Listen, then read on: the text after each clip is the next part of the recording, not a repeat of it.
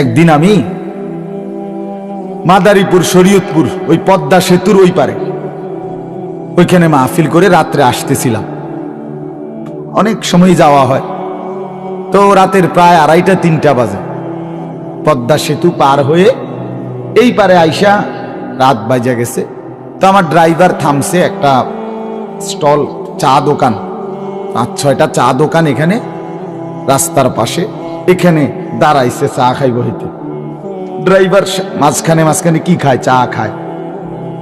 রাত্রে যেহেতু গাড়ি চালায় দূর পাল্লায়, তো আমি থামছি। আরে ওই জায়গাটার মধ্যে এই রাতের 3টা বাজে আপনার চা দোকানগুলোর পাশে একটা খোলা জায়গা আছে, ওই ড্রেজার দিয়া মাটি ভরাট করছে আর কি, বিশাল এরিয়া।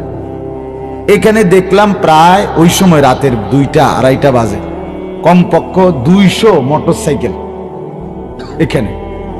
প্রতিটার মধ্যে একটা একটা যুবক ছেলে আছে, আর অধিকাংশটার মধ্যেই একটা একটা মেয়ে আছে।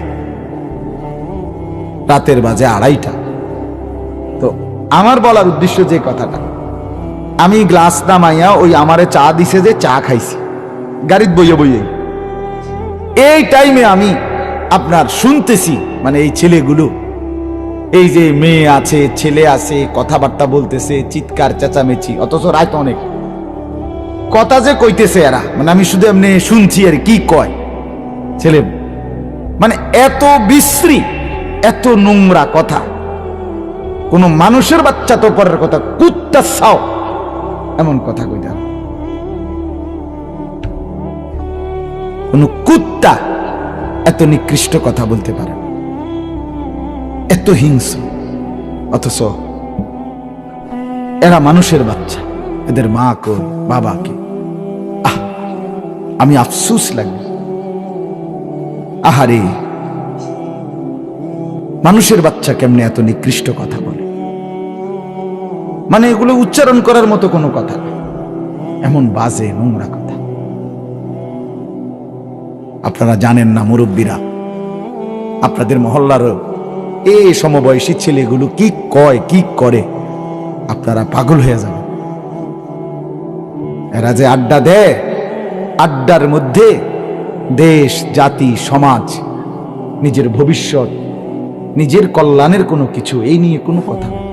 শুধু নারী, শুধু অশ্লীলতা, শুধু জিনা ব্যভিচার, শুধু অসভ্যতা, শুধু জন্তু জানোয়ার আর হাইওয়ানের মতো নিজের শাহওয়াত, যৌন চাহিদা পূরণের জন্য যত কথা দরকার, যত আচরণ দরকার, এই কথা কে শিখাবে?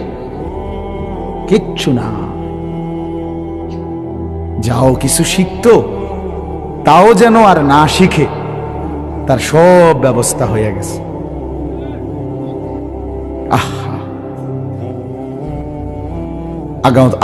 অনাগত প্রজন্ম, সামনের জেনারেশন এই রং তামাশা, হাসি ঠাট্টা, মোবাইল, হ্যাঁ, ব্যাঙ্গের নাচ, কাউয়ার নাচ, হ্যাঁ, এরপরে দিয়া খেলাধুলা, খানা, খাদ্য, এই মানে কি শিখাবে, কি করবে আগামী প্রজন্ম? সম্পূর্ণ অকর্মণ্য, অপদার্থ বানানোর সমস্ত নীল নকশা হয়ে আছে। শুধু অল্প কিছু সচেতন অভিভাবক, বিবেকবান কিছু অভিভাবক যদি প্রতিবাদ না করত, তাইলে আমার এই লক্ষ কোটি মুসলিম প্রজন্ম, 12 বছর, 14 বছর, 15 বছর, 16 বছর, এদের জীবনটা রং তামাশা আর ফুর্তি আর মোবাইল, ফেসবুক, ইউটিউব আর বিভিন্ন রকমের এই অ্যাপস দিয়ে একেবারে সম্পূর্ণ খামখেয়ালি একটি জাতি বানানোর ষড়যন্ত্রমূলক সব পরিকল্পনা এদেশে বাস্তবায়ন হয়ে আছে, শুধু প্রতিবাদের কারণে পুরোপুরি বাস্তবায়ন করতে পারছে না। বুঝছে? একবারেই সন্তান বাবা মার হাত ছাড়া, বাবা মার কোনো নিয়ন্ত্রণ নাই। বাবা মা যেন ভয়ে আতঙ্কে শুধু কেবল টাকাগুলো দিয়ে যাচ্ছে, নাইলে গাদ্দার যে চেহারা, চুলের যে চেহারা, সুরুত, মাস্তান সাঁদাবাজের মতো মা বাপরে তো গলা টিপ্পা ধরবে। কারণ এক ওয়াক্ত নামাজ পড়ে না যেই ছেলেটা, এই জানোয়ারের ভিতরে তো কোনো মনুষ্যত্ব নাই। এক বেলা যে পেশাব করে পানি লয় না, এই জানোয়ারের সাথে তো কুত্তার লগে কোনো পার্থক্য নেই। বরঞ্চ ওই কুত্তা যদি নাও কামড়ায়, এই কুত্তা কামড়াবে। এই কুত্তা ঠিকই ঘর ভাঙ্গা লাগবে, এই জানোয়ার ঠিকই তার মা বাবারে চোখ রাঙ্গায় ধরবে।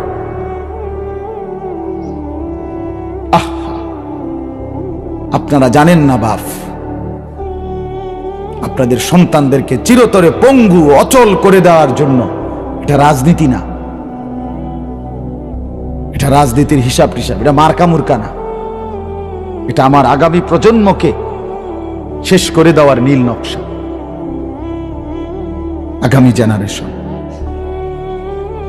কি করতে চাচ্ছে, গোটা ইউরোপের টার্গেট মুসলিম প্রজন্ম যেখানেই থাকুক পৃথিবীতে, মুসলিম সংখ্যাগরিষ্ঠ অঞ্চল, সেই ছেলেরা যেন আত্মনির্ভরশীল, কর্মঠ, মেহনতি, পরিশ্রমী, লক্ষ্য উদ্দেশ্যের প্রতি ধাবমান এটা যেন না হয়, বরং এই খেলাধুলা, তামাশা, মোবাইল, নাচ গান, ফুর্তি, জিনা, ব্যভিচার, মদ, জুয়া,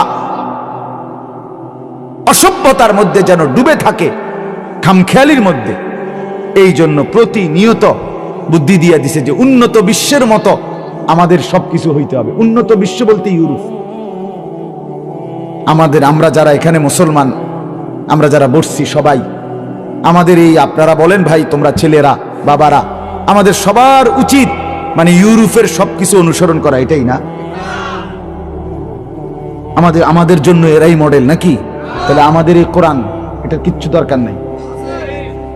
তো আমাদের রাসূল সাল্লাল্লাহু আলাইহি সাল্লামের 23 বছরের মেহনত বৃথা।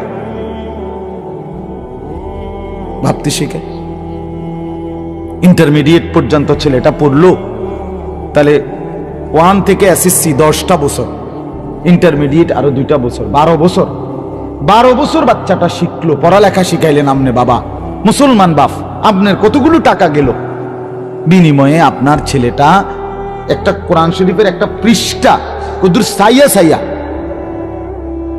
রিডিংটা মানে কত দেখা পড়তে পারে না। 12 বছরের ভিতরে আপনার বিবেকের মধ্যে একবারও আইলো না যে আরে কিরে আমার ফুদ্দি কোরআন শরীফটা কদুর সাইয়া পড়তে পারে না? এই বাপের কি অবস্থা আসলে, এই বাবার দিলটা কি, এই মার দিলটা কি? আমার ছেলেটা হাফেজ হইছে, আমার বড় ছেলেটা 12 বছর বয়স।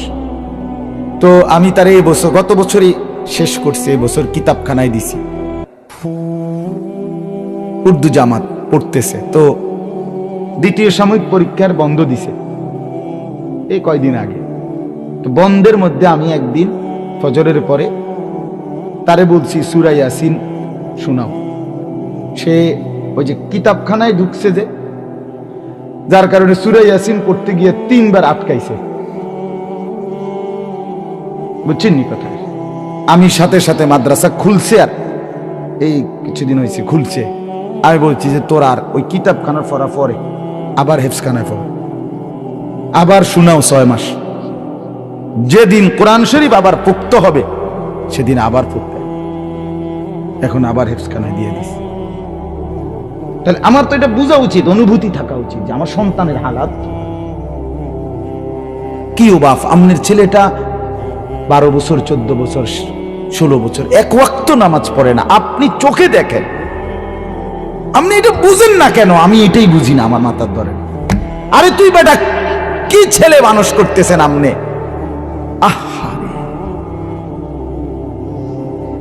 আমনের মেয়েটা 16 বছরের প্রাপ্তবয়স্ক, 16 বছরের মেয়েটা সে প্রাপ্তবয়স্ক না? কথা বলেন না কেন? 14 বছরের মেয়েটা প্রাপ্তবয়স্ক না?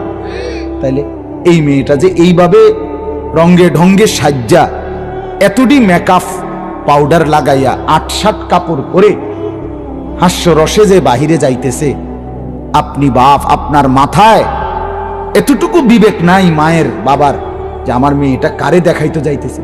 আমার মেয়েটাকে যারা দেখবে, রাস্তার যেই লম্পট খারাইয়া মতে যেই অসভ্য যুবক, ওই জানোয়ার আমার মেয়েটাকে নিয়ে কি কল্পনা করবে? যে আল্লাহ এই মেয়েটারে রাবেয়া বসরি বানায় দেন, এটা ফোলাটা দোয়া করবো, ঠিক না?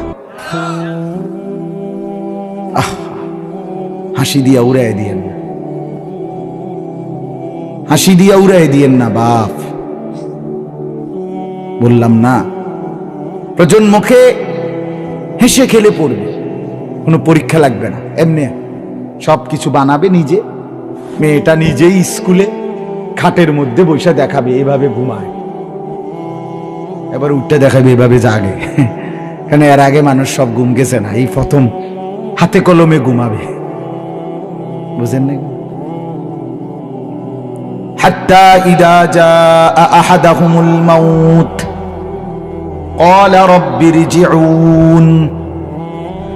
রব্বুল আলামিন বলেন, আমার নাফরমান বান্দা, পাপী বান্দা, তার সামনে যখন মৃত্যু এসে উপস্থিত হবে, তাফসীরের মধ্যে লিখছে মানে মালাকুল মউত এসে দাঁড়াবে।